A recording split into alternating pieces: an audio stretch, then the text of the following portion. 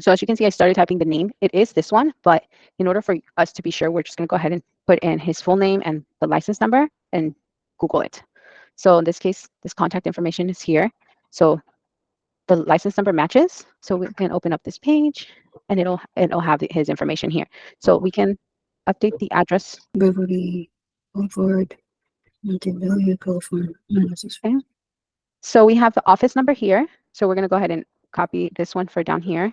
And then we can update this number here for the agent's information. Or let's see, if we open up the Zillow one, it might have his number as well. This one doesn't have it. Oh, right here. So his cell phone is different than what we have. So we're going to go ahead and update the cell phone to show correctly. And then the email address for this borrower is going to be this one right here. And then we're going to go ahead and enter. So now we're going to complete these escrow and title. So for our escrow information, we're going to open up our master settlement statement, and we can also find through our emails. So this type, we're going to put escrow company. So the closing agent, depending on the state we're closing, it can also be referred as attorney. It can also be referred as a settlement agent. In our case, we're just going to go ahead and put escrow company, or escrow's officer's name. So in this case, Sandra Pasillas. For the type, should always be an escrow company? California, for the most part, it'll be escrow or settlement agent. It's the same thing. It really doesn't matter. Depending on the state, if it's any other state, it can be considered as an attorney. But for the most part, California, yes, you can leave it as escrow company. So this license number is going to be for the escrow officer, and the license number down here is going to be for the escrow company. So sometimes they have it in their settlement statement. Sometimes they have it in their email addresses. So like I said, that's why we can also search through our emails and see what their response. So in this case, she doesn't look like she has a subject signature line. So then we'll just go ahead, and if you were completing this, you can reach out to them by phone call or email, asking them for the escrow company and escrow agent's license numbers. In California, the escrow officer is not required to have a license number. So for the most part, they would just provide us the company's license number. Their phone number here, we can just go ahead and put the company's phone number, and then their email address. Well, we have it through our emails. The company name was My Escrow, and then the subject. Again, we'll just update the company's escrow phone number, and then their fax number. And then this number right here, this is going to refer to this escrow number, or in this, the way they have it is their file number. So we're going to go ahead and put that. Okay. Now our title insurance, to find their information, we're going to open up the prelim. So the prelim here, the title contact is going to be the title officer, company name, and then go ahead and copy the email address from the report. And then again, the number referencing here is going to be the title order number. So in this case, it's this one right here. So see how right here it says your number? Sometimes they will put the escrow's number here because it's their reference to this title, but the title number that we're looking for to put here, you're always going to find order number, or it can say title number. Oh, sorry about that, just yawned. So once we complete all this, we just want to go ahead and save everything, make sure everything gets saved. And then I do always want to check, if you scroll through down the left-hand side, this loan submission page. And if you scroll down here, the broker or lender's information is going to be updated.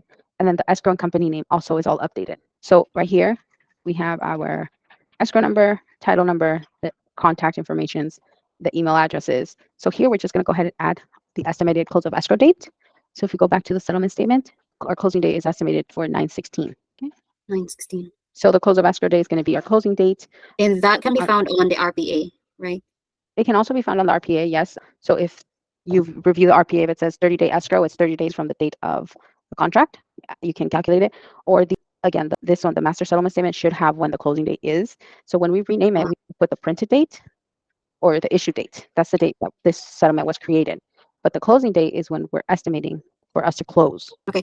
For in case there is no master ESS yet, and I'm going to count it manually. So the first day should be after the signing date. So for example, if it was signed on the 17th, so the first day should be from 18th. Yes.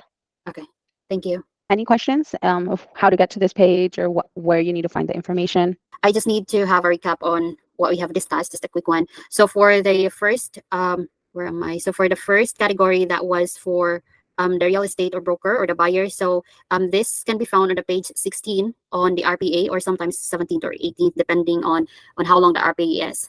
Correct? And for the closing agent, we can find this one in the master ESS document. And for the title insurance, can be found on the prelim document. And what was the last one? So you want to go back to the emails, for example, for the escrow company. The master settlement statement doesn't have their email addresses, so we have to go back to our email so we can find their contact info. Yes, okay.